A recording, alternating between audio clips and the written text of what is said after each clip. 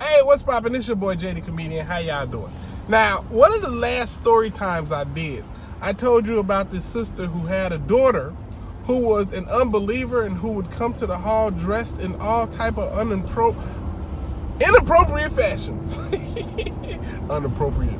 Anyway, I want to add on to that story because I just can't leave it there. There was a lot of funny stories that happened with this girl.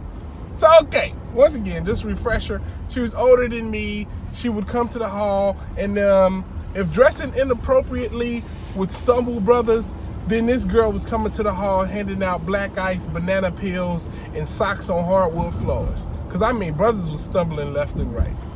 Okay. Something that I used to do that I quite enjoyed. When every single meet, she would sit kind of toward the front, not exactly in the middle, but kind of toward the front. And always at like the end of the aisle.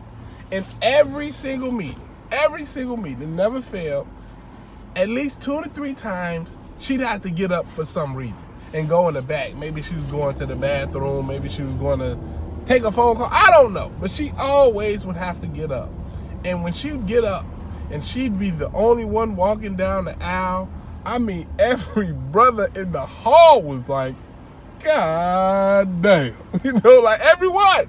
We was all looking. And while, yes, I looked myself, I quite enjoyed watching all the married brothers up in there trying to find reasons to turn their head.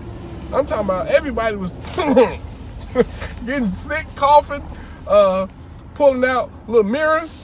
Like, they was doing everything to look at this girl's booty because she was built. Oh my God, she was so curvy. It's hard to describe. Like, you just have to see her. She was curvy, so swervy, and everybody was looking. So we had our congregation picnic, right? And at our congregation picnic, I don't know if y'all know about Chicago. We was a place called the Den Round Woods. We usually go there and have our congregation picnic. It was fun. I don't even know if they do congregation picnics no more, but that's where we used to have ours at. And sometimes the brothers would bring this basketball hoop that you can like pull up or whatever, and they'd put it in the parking lot and we'd block it off so everybody could play ball. She was a basketball player. She came to our congregation picnics and stuff, and she would play basketball with us.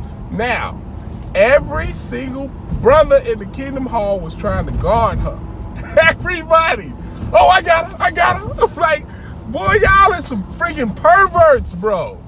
Everybody was trying to guard her. But something funny happened. Now, in my last video, I told you there was a sister there who was married and who did not like her. Now, all the sisters, for the most part, didn't like her, right? Because she pretty much, if she wanted somebody in that hall, married or not, she could have them easily. You know what I'm saying?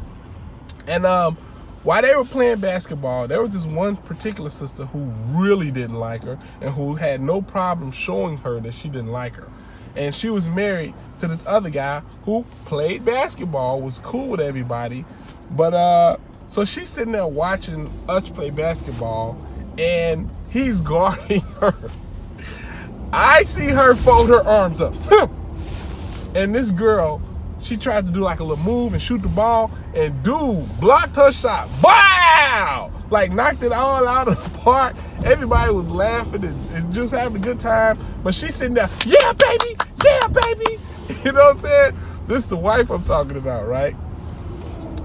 And we just all like, oh, she being extra. Look at her, she being petty. You know what I'm saying? 2 weeks later, she banged her husband.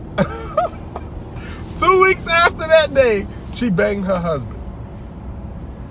I personally think that she did that just to, like, you know, be disrespectful to old girl. I'm not sure. I guess she could have liked them. But at the same time, what does she have to lose? Yeah, she banged him. Like, what you gonna do to me? Kick me out the Kingdom Hall? You can't do nothing to me, brothers. You can't even tell me that I'm dressed inappropriately. And this is the thing. I think a brother did try to tell her, like, you know, you probably shouldn't come to the hall with your titties all out, you know. But she got an attitude with him, like, yo, you can't tell me who are you? Don't talk to me. Don't play me, yo. You know what I'm saying? Because I'm telling you, for women in that religion, the mental brainwashing they have to go to, like, I mean, it really requires some mental gymnastics for women in that religion for it to make sense to them. You know what I'm saying? Like, if mental gymnastics was an Olympic sport, I'm sure a Jehovah Witness woman would not only be good enough to represent her country, I'm sure she'd place a medal. Because that's what's required to be a woman and be in that organization.